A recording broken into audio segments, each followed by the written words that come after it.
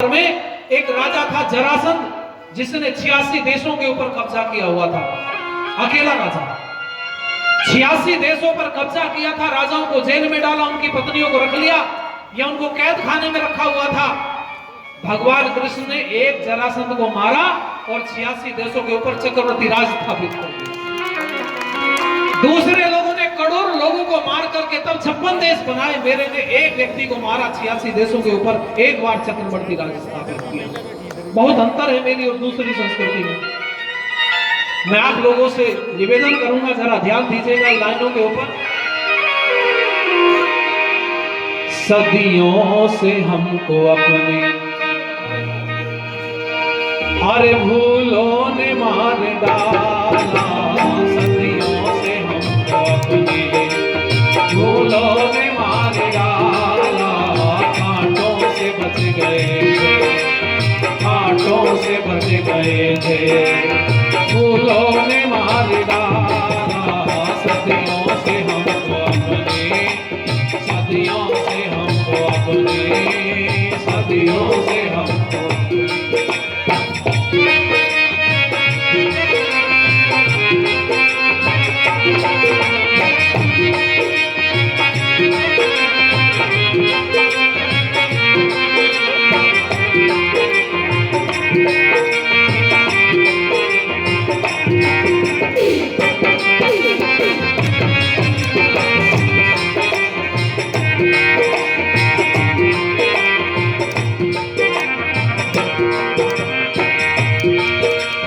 समझौता हो गया था फांसी की रस्सियों से, समझौता हो गया था फांसी की रस्सियों से, समझौता हो गया था फांसी की रस्सियों से।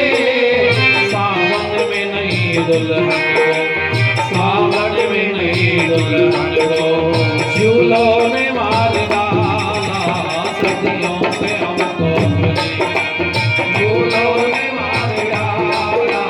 कांटों से बच गए थे, फूलों ने मार डाला। सदियों से हमको अपने, सदियों से हमको अपने, सदियों से हम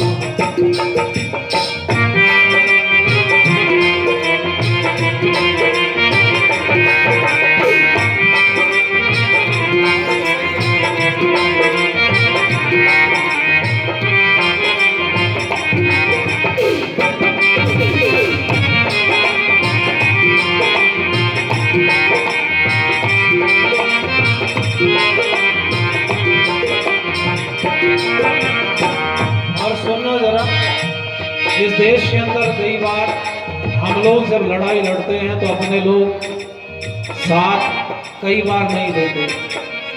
चलो कोई मुश्किल काम नहीं है, साथ न दें, पर कई बार टांग भी खिंचाई होती है। अंग्रेज 200 साल तक भारत में थोड़ी रहता है। 900 साल तक गुलामी भारत ने झेली। दुनिया में राजाओं ने राज किया। भारत वो देश है जहाँ गुलामों ने भी राज कर लिया। यहाँ गुलाम वंश भी रहा, आपकी जानकारी है ना, आप लोग पढ़ते हैं। अपनों को गैर समझा, गैरों ने अपनेपन की, अपनों को गैर समझा, गैरों ने अपनेपन की, अपनों को गैर समझा, गैरों ने अपनेपन की। आंखों में झोंक दी जो, आंखों में झोंक दी जो, अरे फूलों ने मार डाला। सदियों से हमको अपने फूलों ने मार डाला।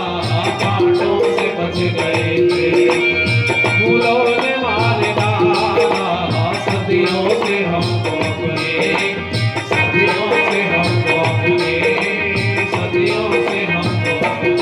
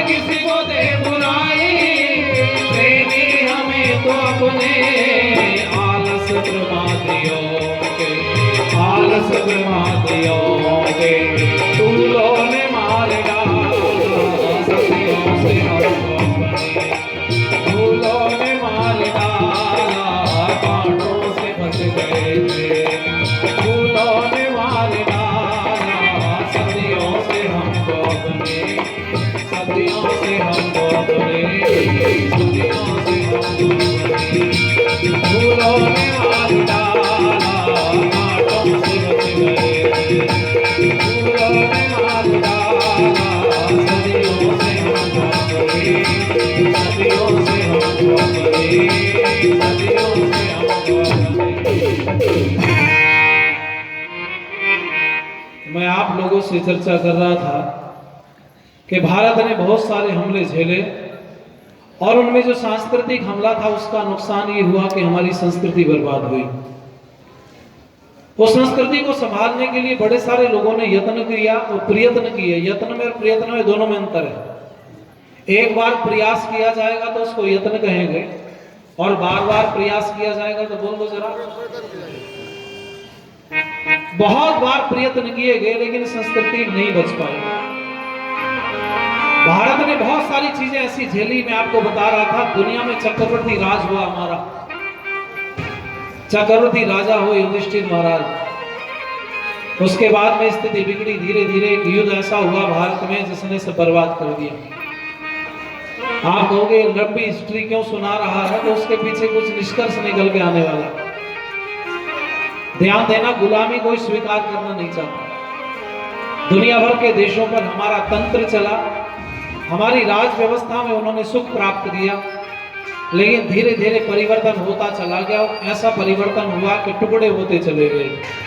युद्ध के बाद में लोग ऐसे बचे महाभारत के जिन्होंने थोड़े थोड़े मत मजहब भी बनाने शुरू कर दिए और उन्होंने अपने अपने क्षेत्र के अपने राजा स्वयंभू बन गए। भारत को जब मैंने पढ़ा तो भारत कितने देशों का समूह हुआ? 585। कितने हुए? आप 565 सुन रहे थे ना? पहले कई बार हम लोग भी सुनते चले आते हैं। 565 है। हम लोग कई बार हमने सुना कि भाई सरदार पटेल जी ने 565 रियासत एक जगह की, पर मैंने एक पुस्तक पढ़ी, प्रमाण दे रहा हूं मैं आपको। सरदार पटेल जी ने जो जो व्याख्यान दिए तो उसके ऊपर कई बार कई टिप्पणियां आर्य समाज के एक बहुत बड़े विद्वान सांसद रहे प्रकाशवीर शास्त्री, तो उन्होंने संसद में जितने भी व्याख्यान दिए वो 2 पुस्तकों में 2 वॉल्यूम में उपस्थित है। पुस्तक का नाम है राष्ट्रवादिता के मुखर स्वर। भैया रिपीट बंद कर दो बिल्कुल। कैसे? अच्छा ठीक है, तो इसको बढ़ाओ, इसको डाउन करो पीछे। मुझे बोलने में समस्या हो रही थोड़ी सी। ठीक है, हाँ अब ठीक है। प्रकाशवीर शास्त्री जी ने जो व्याख्यान दिए संसद के अंदर वो 2 वॉल्यूम में उपस्थित है। राष्ट्रवादिता के मुखर स्वर नाम की पुस्तक है, उसको मैंने पढ़ा और पढ़ने के बाद आपको आश्चर्य होगा कि भारत के अंदर जो पहला घोटाला हुआ था उसका जिक्र उन्होंने संसद में किया। कितने रुपए का हुआ होगा? 125 रुपए का। एक, हाँ जी, आवाज नहीं आ रही? पीछे बिल्कुल बंद हो गया क्या? तो अब आई है? आ रही पीछे? भैया करवा लो एक बार सेट है।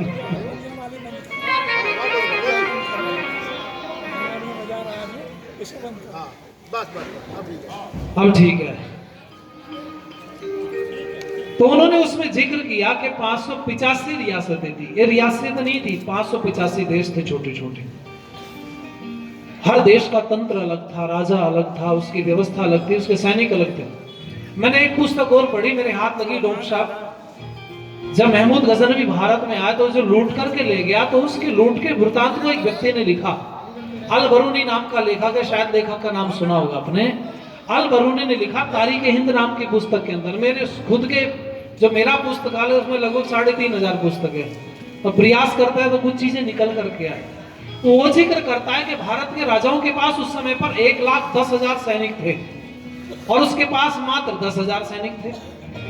11 गुनी सेना थी हमारे पास, फिर भी भारत को 20 से लूट करके चला गया। कारण क्या था?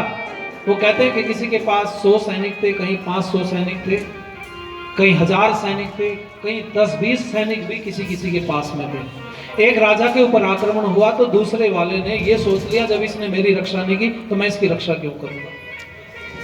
भारत की स्थिति इतनी खराब हुई, आपको आश्चर्य होगा। एक व्यक्ति जिसका नाम है चाणक्य, उन्होंने फिर एक परिस्थिति को बदला और उन्होंने अपने एक शिष्य को आगे करके चंद्रगुप्त मौर्य को उन्हीं के पिताजी को गद्दी से उतरवाया।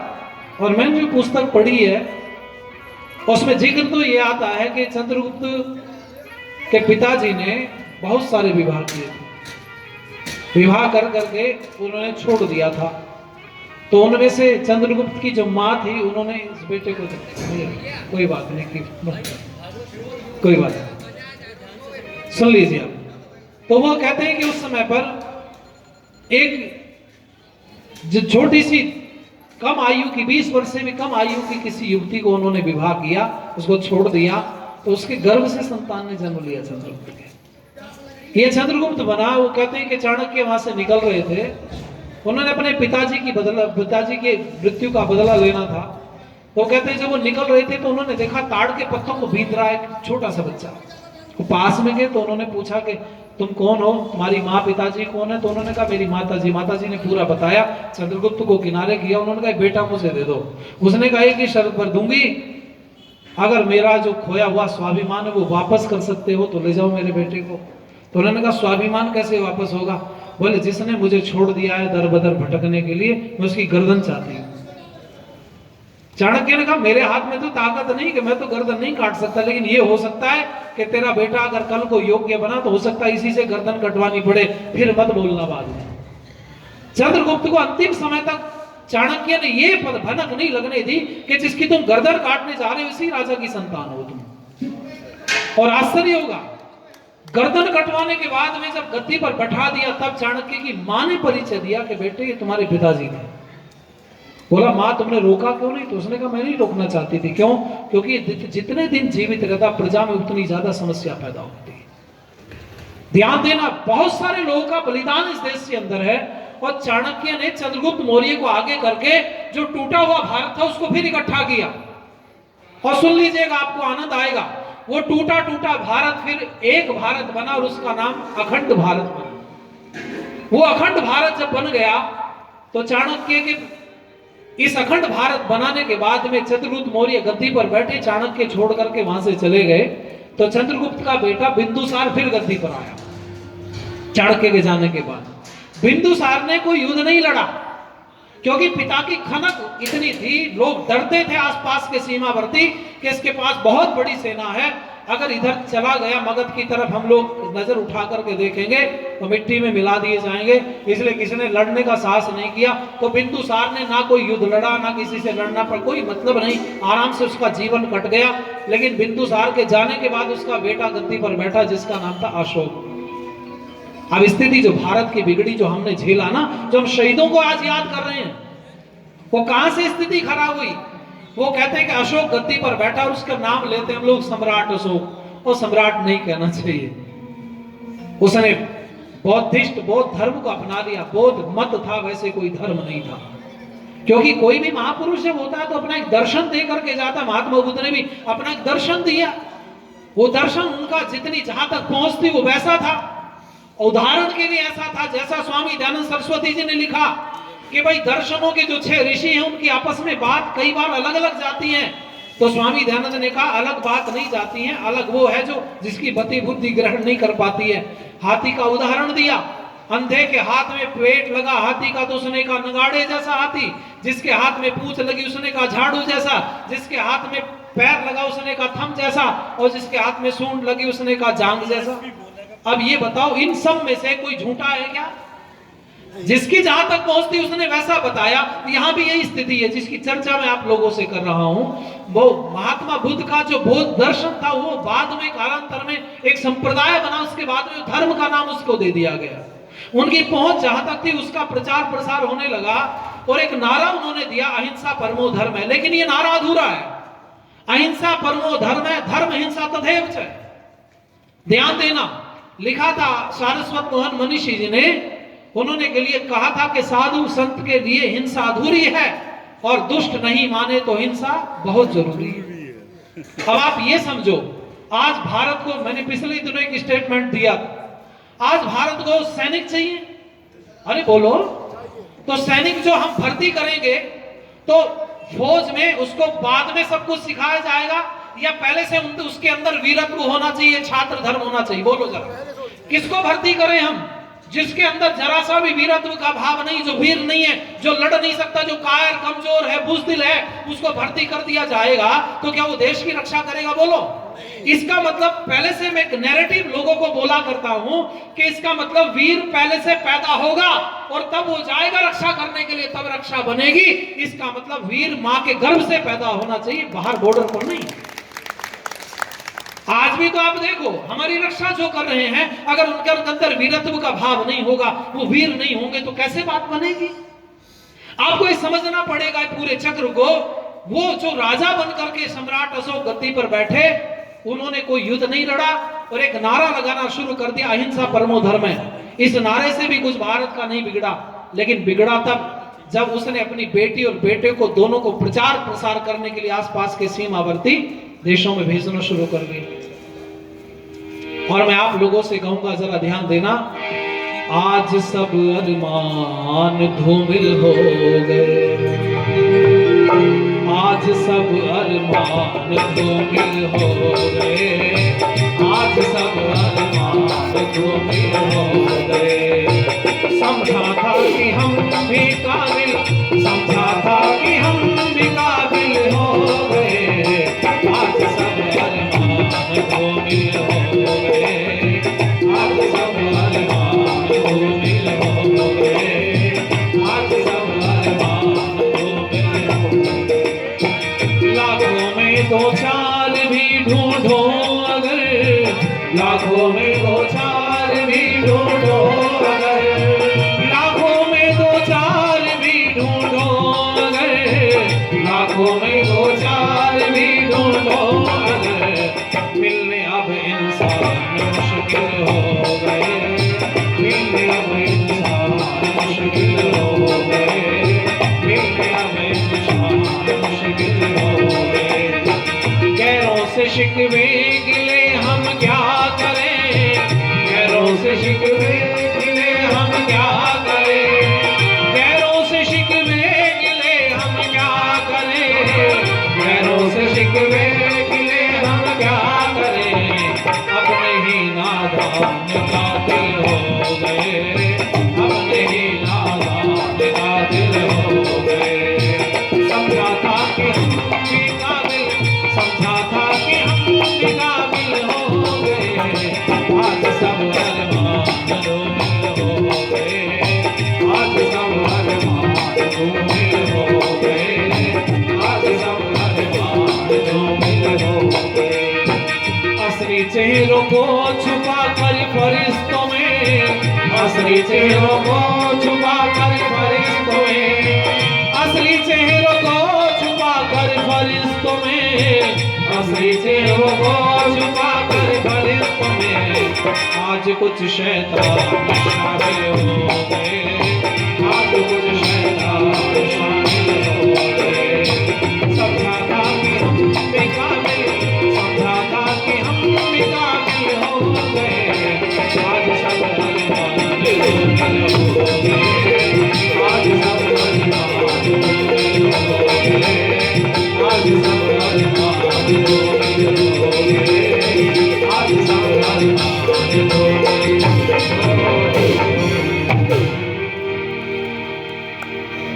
उसने अपने बेटा और बेटी को आसपास के सीमावर्ती देशों में भेज दिया बौद्ध धर्म का प्रचार करने के लिए।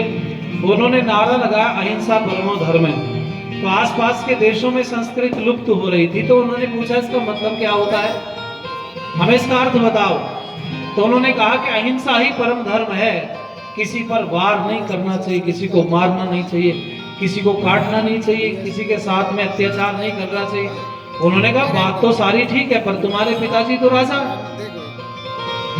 उन्होंने कहा हमारे पिताजी राजा है, लेकिन हमारे पिताजी ने हमें यह सिखाया कि बेटे हमें किसी के ऊपर कोई अत्याचार नहीं करना चाहिए, तलवार नहीं उठानी चाहिए, शस्त्र नहीं उठाना चाहिए। तो उन्होंने कहा अगर पड़ोस के लोग आपके ऊपर हमला करेंगे तो क्या होगा? तो उन्होंने कहा हमारे पिताजी ऐसा कहते हैं कि हम किसी के ऊपर आक्रमण नहीं करेंगे, तो कोई हमारे ऊपर भी आक्रमण बोलो। अच्छा, उनके दादा ने कितनी लड़ाई लड़ी चंद्रगुप्त मौर्य, टूटे हुए भारत को इकट्ठा किया, बड़ी मुश्किल कितनी आई होगी आप सोचो जरा। और उसके बाद में तीसरा जो पोता पैदा हुआ उसके अंदर से वीरत्व का भाव समाप्त हो गया और उसने बोल दिया, जब मैं किसी के ऊपर आक्रमण नहीं करूंगा तो कोई मेरे ऊपर भी आक्रमण नहीं करेगा। और ये पास के राजाओं ने टटोलना शुरू किया। पहले अपने सैनिक भेजे, बिल्कुल शांत सौहार्द तरीके से सैनिकों ने वहां पर चक्कर लगाया। जिस देश के अंदर चिड़िया भी पैर नहीं रख सकती थी, उधर पर नहीं मार सकती थी पंछी कोई, उस देश के अंदर सैनिक आराम से गए और चले वापस चले आए। आसपास के राजाओं ने कहा कि ये राजा तो बेकार हो गया है, ये कायर कमजोर बुजदिल है, ध्यान देना बड़ा मुश्किल हुआ। राजा की हिंसा और अहिंसा दोनों में अंतर है। राजा की तलवार रुकेगी तो हिंसा होगी और राजा की तलवार चलेगी तब अहिंसा होगी, दोनों में अंतर है। अभी आप देखो जरा, आपके जो मुखिया बैठे हुए हैं प्रदेश के, वो कहते हैं भैया हम किसी को कुछ नहीं कहेंगे, अहिंसावादी हो जाएं। बोलो कल को रास्ते में निकलना मुश्किल होगा या नहीं होगा? लेकिन उत्तर प्रदेश की तरफ देखो एक बार क्यों जी, बस जरा सा ही तो अंतर है। मैं किसी पार्टी का, किसी बात का कोई समर्थक ऐसा विरोधी नहीं हुआ। अपन लोग तो धर्म राष्ट्र के समर्थक हैं। जो धर्म राष्ट्र की बात करेगा हम उसकी बात करेंगे, जो नहीं करेगा हम उसकी नहीं करेंगे। अपने को इससे बहुत ज्यादा लेना देना नहीं है, क्योंकि एक ही थाली के सारे चट्टे बट्टे होते हैं।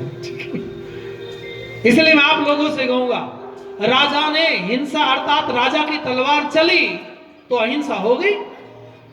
कितने बैल, कितने पशु, कितनी गाय रोज कटती थी, लेकिन राजा ने बोल दिया आज से बंद, और अगर पकड़ा गया कोई तो उसका अंजाम होगा सीधा ऊपर। स्थिति बदल गई। आप देख रहे हैं बड़ी शांति तरीके से, आराम से हम रात भर घूमते हैं गाड़ी लेके। पहले 10-11 बजे के बाद में घर वाले कई बार फोन करते थे, कहीं रुके हुए हो या चल रहे हो। अब कोई फोन घर वालों का नहीं आता, हम ही कर लेते। स्थिति बदली है। शायद सम्राट अशोक ने सम्राट शब्द को समझा होता और अपने बच्चों को अहिंसा परमो धर्म की जगह तलवार चलाने सिखाई होती तो भारत के 585 टुकड़े, बोलो जरा, गुलामी कोई बहुत देर तक टिकती नहीं है, याद रखना। किसी को आप गुलाम बना लो, लेकिन जब उसमें ताकत आएगी तो बदला देगा, याद रखना। ये नियम है दुनिया का, ये क्रिया प्रतिक्रिया का नियम है, जिसको बहुत वर्षों से मैंने रीड किया। किसी को आप कितना दबा करके रखो, जिस दिन उसमें ताकत आएगी वो बदला लेगा जरूर। और यही हुआ, भारत ने शासन चलाया दुनिया के ऊपर, लेकिन धीरे धीरे राजाओं ने हमला करना शुरू कर दिया सीमावर्ती, और उनमें भी फूट पड़ती चलेगी। और भारत जो अखंड भारत था फिर टुकड़े टुकड़े हो गया। इसके ऊपर कितने आक्रमण होते चले गए। पहला हमला भारत के ऊपर हुआ राजा दाहर के ऊपर 712 ईस्वी में सिंध प्रांत के अंदर। उसकी 2 बेटियों को, सूर्या और परिमान को भी वहां से। और मैं आप लोगों से कहूंगा स्थिति बिगड़ती चली गई। उसके बाद में धीरे धीरे धीरे धीरे लोग आते रहे, भारत को लूटते रहे, रस यहाँ से खींचते रहे और चले गए। अभी मैं और डॉक्टर साहब दोनों रास्ते में आ रहे थे तो मैं डॉक्टर साहब से एक बात कह रहा था। मैंने कहा मैंने कुछ लिखा भारत के बारे में, दुनिया डूबी है जब जब मंदी आई है, और दुनिया में मंदी में सबसे पहला डूबने वाला देश अमेरिका, जो अभी बादशाह तानाशाही दिखा रहा है ना, ये तानाशाही बहुत देर नहीं टिकती है। घोषणा दुनिया में जब आती है ना कि मंदी आ गई है, तो कहां से आती है? अमेरिका से आती है। अमेरिका ही तो चिल्लाता सबसे पहले कि मंदी आ गई है, और संपन्नता की बात भी सबसे पहले अमेरिका करता है। लड़ाई झगड़े की बात, बिचौलिया बनने की बात भी पहले अमेरिका ही करता है। आपको पता है पिछले दिनों भारत ने जब मारना शुरू किया पाकिस्तान को, तो अमेरिका कहता है कि हमने फोन किया तब युद्ध रुका है, अमेरिका के कहने से युद्ध नहीं रुका है, ये समझौते होते हैं। अभी पिछले दिनों ईरान का एक पोत जहाज यहाँ पर पकड़ लिया हमारे सैनिकों ने। कहते हैं हमारी सीमा में अतिक्रमण किया उसने लंका की तरफ से, आपने सुना होगा। तो वो जब पकड़ लिया गया तो उसके जो सैनिक थे वो बंदी बना लिए गए, जहाज को हमने अपने कब्जे में कर लिया। युद्ध चल रहा है, अभी वो कब काम आया? ये जो नीति है, इस नीति को आपको समझना पड़ेगा। पता हमें भी चल गया, वो कहते हैं धोखे से आया, तो भारत के लोगों ने कहा कि हम जांच करेंगे, एजेंसी ने कहा हम जांच करके बताएंगे, धोखे से आएगा तो छोड़ दिया जाएगा। लेकिन ईरान का लगातार दबाव बन रहा है, क्योंकि उसको इस समय पर छोटी छोटी चीजों की आवश्यकता है। उसने कहा हमें जहाज और हमारे सैनिक चाहिए, तो उन्होंने कहा हमें जांच करने में देर लग रही, तो उसने कहा हम यहाँ से तुम्हारे जहाज नहीं निकलने देंगे। भारत ने कहा हमारे जहाज निकलने दो, उसने कहा तुम हमारे जहाज और सैनिक छोड़ो। काम आ गए या नहीं? बोलो। अगर पकड़े हुए ना होते तो स्थिति खराब हो जाती। तो कहीं ना कहीं जो डिप्लोमेसी है, जो तंत्र है, जो व्यवस्था है, वो आपस में जो चलता है तो उसको देखने के लिए बहुत कुछ दिमाग लगाना पड़ता है, ये आपके हमारे कहने से नहीं चलता है। और मैं आप लोगों से निवेदन करूंगा, ये छोटे छोटे टुकड़ों में जब बटा तो 712 ईस्वी में पहला आक्रमण हुआ, और वो पहला नहीं था, उसके बाद कितने आक्रमण और होते चले गए। भारत धीरे धीरे धीरे धीरे चंगुल में फंसता रहा, स्थिति बिगड़ी, और उसके बाद में फिर परमात्मा की कृपा हुई, एक व्यक्ति ने गुजरात में जन्म लिया, आप सब जानते हैं, स्वामी दयानंद सरस्वती जी, नाम रखा गया मूलशंकर। और मैं आप लोगों से निवेदन करूंगा, जरा गीत की लाइनें सुनिए, मेरे साथ मिलकर के गुनगुनाइए, क्योंकि क्रांतिकारियों के जनक की तरफ हम लोग चल रहे हैं, जिसने पूरी क्रांति की ज्वाला संसार भर के अंदर दे दी। आपको आश्चर्य होगा, स्वराज्य शब्द तो हम भूल गए थे। मैं भी कल वेद पाठ करके आया, तो जम्मू में कार्यक्रम चल रहा था सामवेद का, तो मैंने देखा उसमें 13 जगह पर स्वराज्य शब्द आता है। ये स्वराज्य शब्द हम पढ़ तो जरूर रहे थे, लेकिन इसका प्रयोग हम भूल गए थे। कहाँ होना चाहिए, कैसे होना चाहिए, ये बहुत सारी चीजें हमारे आसपास से सब समाप्त होती जा रही थी। मैं आप लोगों से निवेदन करूंगा, जरा आइए गीत की लाइनें ऋषि दयानंद सरस्वती जी को हम लोग समर्पित करते हैं। हम न भूले हैं न भूलेंगे वो शिवरात की रात, मूल शंकर के मचलते हुए जज्बात की रात। हम न भूले न भूलेंगे वो शिवरात की रात, मूल शंकर के मचलते हुए जज्बात की रात। हम न भूले न भूले हम न भूले न भूले वो शिवरात की रात, मूल शंकर के मचलते हुए जज्बात की रात। हम न भूले न भूले वो शिवरात की रात, वो शिवरात की रात, वो शिवरात की रात। सूखे गुलशन को दोबारा खिलाया जिसने, सूखे गुलशन को दोबारा खिलाया जिसने, मुर्दे भारत को दोबारा जिलाया जिसने, मुर्दे भारत को दोबारा जिलाया जिसने। आए हरि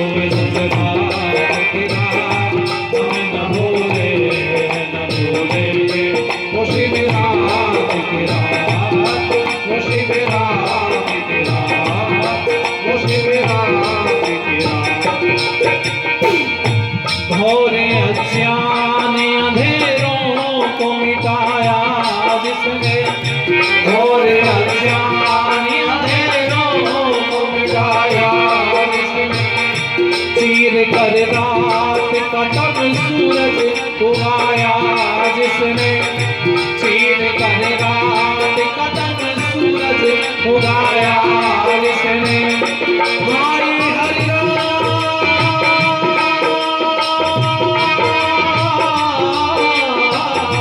आए हरि रात बना डाली शिवरात की रात।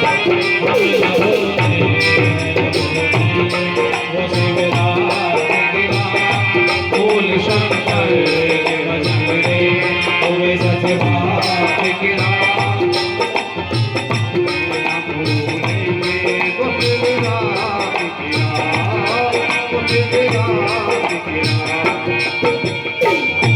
आरियों जागो कि तकदीर तुम्हारी जागे, आरियों जागो कि तकदीर तुम्हारी जागे।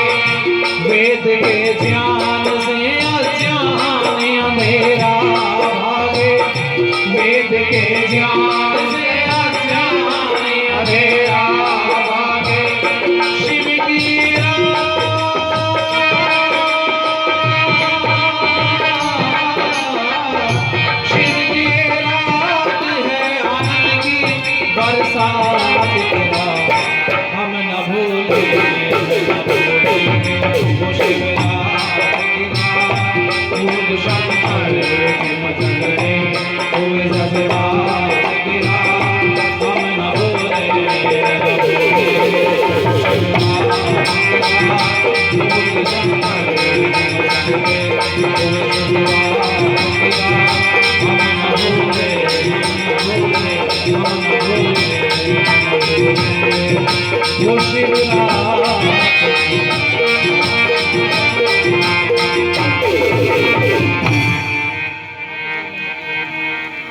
इसलिए मैं आप लोगों से चर्चा कर रहा था कि एक व्यक्ति ने आकर के दिन दिखाया और जब पुस्तक लिखी, महाभारत काल के बाद में पहला हिंदी का ग्रंथ लिखा गया जो शुद्ध हिंदी का था। और शुद्ध हिंदी के ग्रंथ के अंदर उन्होंने जिक्र किया, विदेशी राजा चाहे पुत्रवत पालन क्यों ना करता हो, फिर भी स्वदेशी राजा सर्वोपरि उत्तम होता है। ये बात उन्होंने केवल बोली नहीं, इसका प्रचार प्रसार किया, लोगों के बीच में जाकर के बोला। अंग्रेज नाराज हो गया। एक अंग्रेज को किसी ने बताया तो कलेक्टर के पास में सूचना पहुंची कि एक व्यक्ति भारत में बोल रहा है कि विदेशी राजा चाहे पुत्रवत पालन करे फिर भी स्वदेशी राजा उत्तम होता है। तो उन्होंने कहा उनको जरा हाजिर करो। कलेक्टर ने पूछा कि आप ऐसा बोलते हैं, हम आपको सुरक्षा देने की बात करते हैं, हमारे राज्य में कोई व्यवस्था में अब तो गड़बड़ नहीं, कोई दिक्कत नहीं, परेशानी नहीं है, कुछ चाहिए तो हम आपको देने को तैयार हैं, लेकिन आप सरकार के मुखर अगर बोलेंगे तो ये अपराध है। तो उन्होंने कहा ठीक, अगर ये आपको अपराध लगती है मेरी बात तो आंख बंद करके खड़े हो जाओ कलेक्टर साहब, और ये सोचो कि मैं इंग्लैंड में खड़ा हुआ हूं और जो शब्द मैं बोल रहा था अब वो शब्द तुम बोलो। इंग्लैंड की धरती पर खड़े हो, आंख बंद की कलेक्टर साहब ने, बोले बोलो। यहां खड़े होकर के विदेशी राजा चाहे पुत्रवत पालन क्यों ना करता हो फिर भी स्वदेशी राजा सर्वोपरि उत्तम होता है। अब बताओ ये किसी के विरोध में है क्या लाइन? तो कलेक्टर ने हाथ जोड़ लिया, गर्दन झुका दी, कहने लगे महाराज आपकी बात ठीक है, कोई समस्या नहीं, आप प्रचार प्रसार कीजिएगा। उस व्यक्ति ने घूम घूम करके प्रचार किया। और मैंने एक डॉक्टर साहब पिछले दिनों एक लेख लिखा था मैंने, आपको आश्चर्य होगा 1857 का जो स्वतंत्रता संग्राम था वो 10 मई को मेरठ से प्रारंभ हुआ।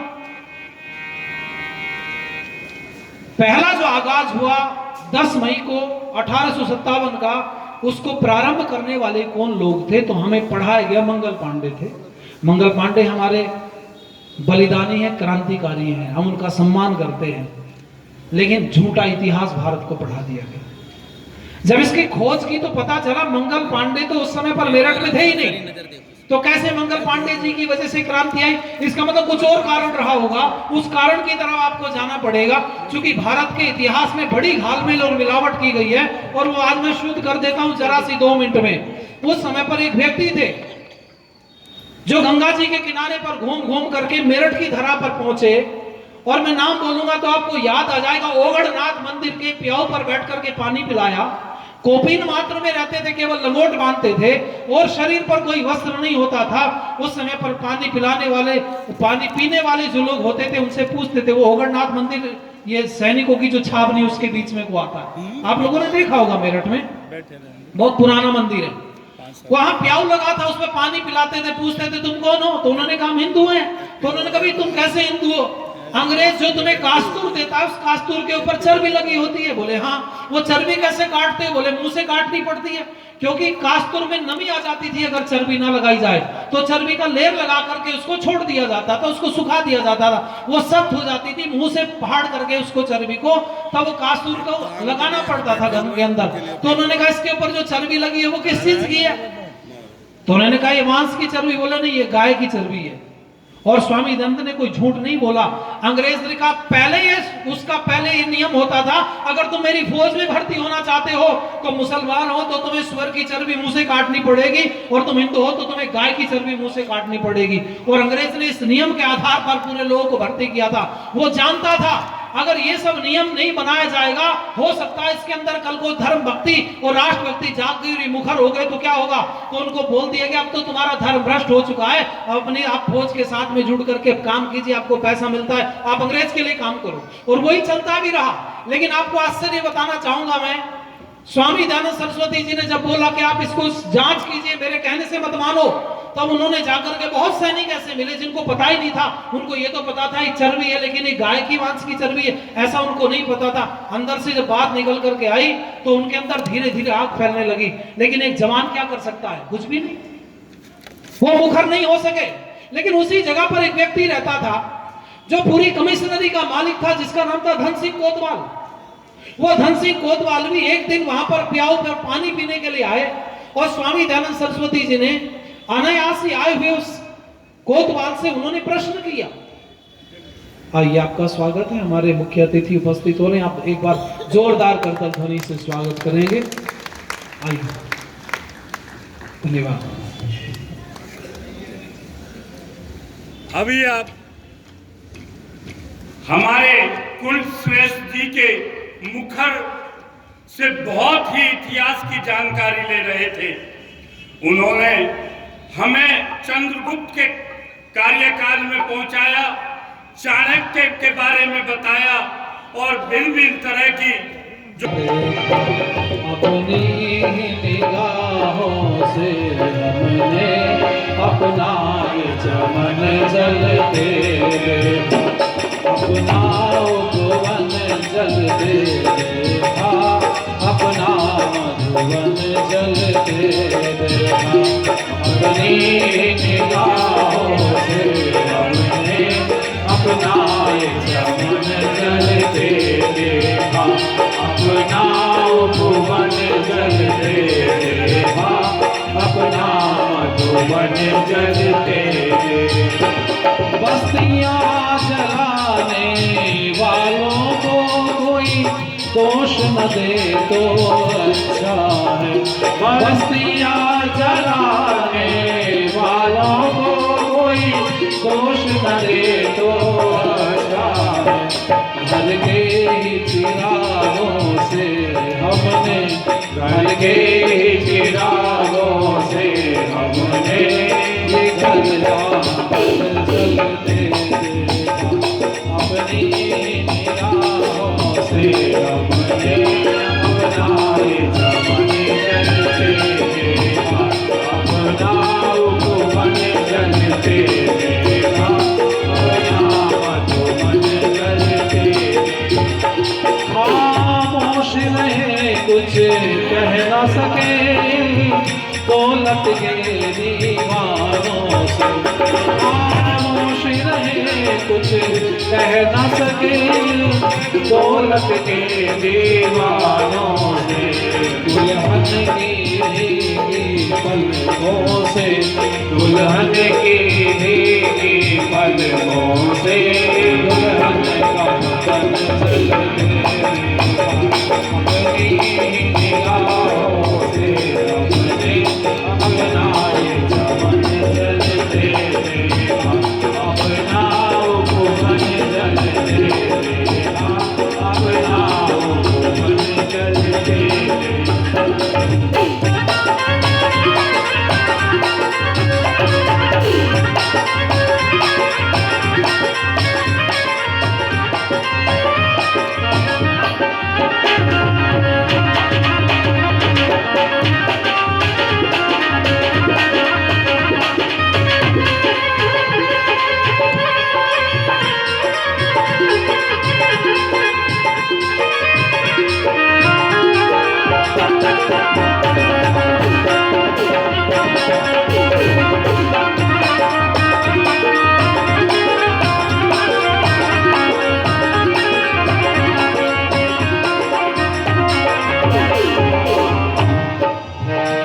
तुमने तो रईसों की लाशें फूलों से लदी देखी होगी, तुमने तो रईसों की लाशें फूलों से लदी देखी होगी। बेमोल ने अपनी आँखों से, बेमोल ने अपनी आँखों से लाशों को नगन जलते, अपनी निगाहों से अपना चमन जलते देखा, अपना उपवन जलते देखा, अपना मधुवन जलते देखा, अपनी निगाहों से अपना चमन जलते। मैं अपनी बात पर लौट के आना चाहता हूं, जहां से मैं बोल रहा था। स्वामी दयानंद सरस्वती जी ने ओघड़नाथ मंदिर पर बैठ करके प्याऊ पर पानी पिलाया। जो अंग्रेज के यहाँ पर हमारे सैनिक काम करते थे भारत के, उनको समझाने का प्रयास किया कि केवल तुम यहाँ नौकरी नहीं कर रहे हो, तुम्हारा धर्म भ्रष्ट कर दिया गया है। तो उनकी समझ में बात आई, उन्होंने जांच की तो पता चला कि यहाँ वास्तव में गाय की चर्बी लगाई जाती है कास्तूर के ऊपर, जिसको मुंह से काटा जाता है। इसको लेकर के क्रांति बढ़ गई। और ये बात जहाँ से शुरू हुई थी, चूंकि भाई कोतवाल को तो ये सब जांच में पहुंचना था, तो कोतवाल एक दिन पहुंचे और पानी पीने के लिए, यही पूछने के लिए, यही देखने के लिए पहुंचे कि क्या ये बात सच है कि ओघड़नाथ मंदिर पर बैठ करके कोई सन्यासी पानी पिलाता है और भड़काने की बात करता है। जब पहुंचे तो स्वामी दयानंद ने पूछा कि भाई आप कौन है? तो उन्होंने कहा मैं कोतवाल। बोले नाम क्या? बोले धन सिंह। तब स्वामी दयानंद ने अपने तरीके से उनको समझाने का प्रयास किया कि देखो भारत गुलाम है, मुट्ठी भर अंग्रेज हैं, पूरे देश पर कब्जा किए हुए आप लोगों के बलबूते पर। तो उन्होंने कहा हम अकेले क्या कर सकते हैं? तो स्वामी जी ने कहा क्यों नहीं किया जा सकता? अगर आप योजना बना करके क्रांति करें तो निश्चित रूप से सफलता मिलेगी। स्वामी दयानंद सरस्वती जी की बात को अंगीकार किया। घाट पांचली गांव है मेरठ के पास में, दक्षिण की तरफ। और मैं अगर आपको इतिहास बताऊं तो आपको आश्चर्य होगा, वो घाट पांचली गांव के रहने वाले थे, वहीं पास के 5 किलोमीटर मेरठ से आउटर पर पड़ता। प्रतापपुर की तरफ आप जब जाएंगे तो उधर थोड़ा सा आगे की साइड में धन सिंह कोतवाल ने वहां क्रांति की बात की। तो धन सिंह कोतवाल के मुखर हो गए लोग और उन्होंने अंग्रेज को बताया। आनन फानन में वो क्रांति को जैसे तैसे भड़काया गया, लेकिन धन सिंह कोतवाल को बलिदान देना पड़ा। उस समय पर क्रांति भड़की और इतनी क्रांति भड़की, जब आसपास के गांव के लोगों को पता चला तो उन्होंने मेरठ को चारों तरफ से घेर लिया। और मेरे पास इसका एक प्रमाण है, प्रमाण जीता जागता। गगोल गांव वहीं पर पास में पड़ता है। गगोल में दशहरे के दिन अंग्रेज ने चारों तरफ से घेर करके गोलियां चलाई और उसमें बहुत सारे लोग हमारे बलिदान हो गए। आज भी उस गगोल गांव में दशहरा नहीं मनाया जाता। मैंने इसकी खोज की, जा करके जहां जहां वो सारी चीजें निकल करके आई। स्वामी दयानंद सरस्वती जी उस समय पर अज्ञातवास का, जो हमारा हम पढ़ते हैं ना कई बार, वो अज्ञातवास का समय नहीं मिल पाता कि स्वामी दयानंद कहाँ थे। वो अज्ञातवास का वही काल था जो गंगा जी के किनारे हरिद्वार से लेकर के और यहाँ मेरठ के आसपास ब्रज घाट तक, यहाँ तक स्वामी दयानंद सरस्वती जी ने इस पर गंगा जी के किनारे पर भ्रमण किया और यहाँ लोगों को तैयार किया। क्रांति स्वामी दयानंद सरस्वती की वजह से पैदा हुई। इसका एक प्रमाण और मैं आपको दे रहा हूँ। अपनी मृत्यु से 20 दिन पूर्व सरदार पटेल इसी रामलीला ग्राउंड में, जहां पर दिल्ली में बाबा रामदेव जी ने आंदोलन किया था, इस रामलीला ग्राउंड में सरदार पटेल ने अपनी मृत्यु से 20 दिन पूर्व एक व्याख्यान दिया। शायद आपके हाथ लगा के नहीं, मुझे नहीं पता है, वो मेरे पास सुरक्षित है, किसी को चाहिए तो हम उसको देंगे आपको। वो कहते हैं मंच से बोलते हुए कि लोग कहते हैं कि 85% लोग आर्य समाजी थे देश की आजादी में भाग लेने वाले। वो कहते हैं सुनो, 15% जो बचे हुए थे वो भी आर्य समाज से ही प्रेरणा लेकर के आए थे। आर्य समाज के अलावा तो कोई क्रांति की बात करने वाला नहीं था। वो कहते हैं 100% अगर क्रांति, ये 100% देश की आजादी पर अगर किसी का अधिकार है तो आर्य समाज का। हम इसलिए इस बात को नहीं बोल रहे कि हम आर्य समाज के प्रांगण में बैठे हैं, इसलिए भी नहीं बोल रहा कि मैं आर्य समाजी हूं। मैं आर्य समाज में बहुत बाद में आया, मैं तो सब जगह पर घूमता रहा। मैंने कितने तो गुरु मंत्र मैंने लिए, कितने मठों में मैं घूमता रहा। कितने लोग तो हमें मिले, कड़ धत्ता भरला भंग का पत्ता फूंक दे, दिल्ली बंबई कलकत्ता लगे दम मिटा गम कमावे दुनिया का में, और उनके साथ में फंस गए एक बार। तो वहां से निकल करके जब बाहर आए तो हमने पढ़ा इतिहास को, और इतिहास पढ़ने के बाद में तब पता चला कि इस देश की जो खोई हुई संस्कृति थी, महाभारत काल से लेकर के स्वामी दयानंद पर्यंत, ये लगभग 5000 वर्ष बनते हैं। इन 5000 वर्षों में जो हमारा पतन हुआ था, उस पतन को दोबारा से अस्तित्व में लाने का काम, उस पतन को खत्म करके दोबारा संस्कृति को स्थापित करने का काम किसने किया? तो दयानंद सरस्वती ने किया, जिसकी वजह से दुनिया में क्रांति फैली। और मैं आप लोगों से निवेदन करूंगा, दयानंद सरस्वती ने उस समय पर जहां चंडी देवी हरिद्वार में, यहां पर भी एक बहुत बड़ी सभा की थी, जिसके प्रमाण मिलते हैं। रानी लक्ष्मीबाई भी वहां पर उपस्थित हुई। रानी लक्ष्मीबाई ने तो कुछ सिक्के भी, उसका तो मैं नहीं कह सकता, कुछ लोग बोलते हैं कि उसमें 1000 रुपए 1000 सिक्के थे, जो भी रहा है, लेकिन कुछ उपहार स्वामी दयानंद सरस्वती जी को उन्होंने समर्पित कर दिया। रानी लक्ष्मीबाई ने एक बात कही कि मैं वापस जाऊंगी, मुझे पता है लड़ना पड़ेगा, और लड़ने के बाद मेरा जीवन बचेगा नहीं, मुझे ये भी पता है। इसलिए जो धन है, अगर किसी तरह से क्रांति में या देश की संस्कृति के लिए, धर्म के लिए काम आ सकता है, तो स्वामी जी इसको आप स्वीकार कर लीजिए। वो स्वामी जी को 1000 रुपए दे करके वहां से लक्ष्मीबाई वहां से चली आई। तात्या टोपे, ये सारे लोगों के प्रमाण मिलते हैं, वहां पर ये उपस्थित हुए और एक योजना बनी समूची, और योजना बनने के बाद में देश में क्रांति फैली। जिन दिन हम आज क्रांतिकारियों का बलिदान दिवस मना रहे हैं, राजगुरु शिवराम राजगुरु नाम था इनका, शिवराम हरे राजगुरु। मैंने जब पढ़ा तो पता चलता पुणे के पास में इनका जन्म हुआ, और उसके बाद में बनारस चले गए पढ़ने के लिए, सिद्धांत कौमुदी आपकी। कोई अनपढ़ व्यक्ति नहीं थे, जो लोग उस समय पर देश की आजादी में लड़ रहे